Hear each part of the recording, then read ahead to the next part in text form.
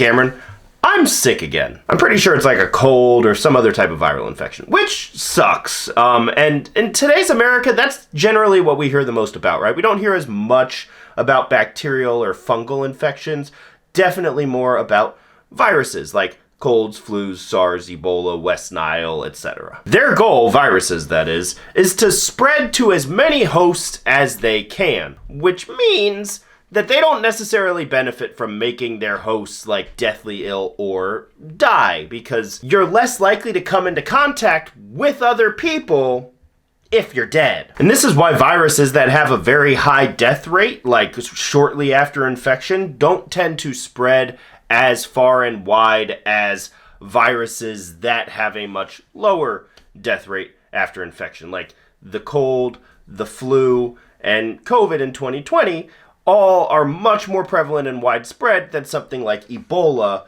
which tends to take you out relatively quickly. And a majority of the impact that we feel from a viral infection isn't a result of the virus itself, it's a result of our immune system trying to attack the virus. Your immune system says there's an invader, we need to get it out, and as a result, you get inflammation, rising temperature, coughing, sneezing, runny nose, vomiting, diarrhea, all of that just so your body can try to get rid of the virus. And all that reminds me that bats don't get sick like we do, at least not for viruses. For bacterial and fungal infections, that's a different story, but bats handle viruses very differently than we do, and pretty much every other mammal. Bats tend to live life on the edge. They fly, as I'm sure you know, and that powered flight results in a tremendous amount of stress on their body. For example, when they're in flight, their body temperatures regularly get over 40 degrees Celsius or 104 degrees Fahrenheit, and their heart rate regularly increases to rates above 1,000 beats per minute. For reference, you as a person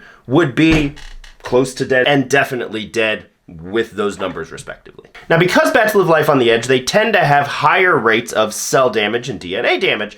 And because of this, bats have evolved ways to be able to minimize cell replication when there is DNA damage. This means that bats tend to have lower rates of cancer than other animals, but it also means that when a virus enters a bat, they already have proteins flowing around to be able to minimize the virus's spread. So that's initially what happens when a virus enters the bat's body. Think of it as like a pre-defense, because next is the immune response, which is basically what happens when the invader gets into the castle. The stuff our immune system does when we get sick, like my current runny nose and cough, going all haywire to do everything that it can to try to eliminate the invader, bats' immune systems don't do that. Instead, bats' immune systems, they take it easy. They turn down the intensity a little bit and take it slow, working a little bit over time to try to get rid of the virus, instead of putting like all of these resources towards it at once. Because of this, bats can take months to get rid of a virus that it might take us days to get rid of, and sometimes they don't even get rid of the virus at all. They might just live with it for the rest of their lives and be fine. And it doesn't appear to be hurting the bats. They're just kind of chilling with the virus. But this is why bats tend to be vectors for disease, because even if they're not feeling sick, they still have the virus inside of them, and that can spread to other animals.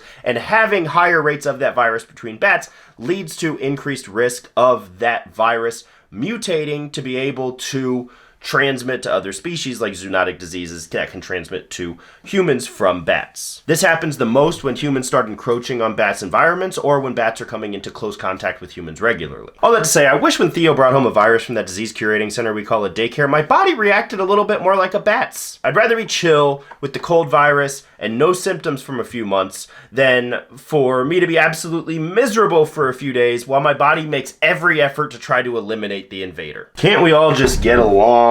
Invaders, defense, misery, coughs.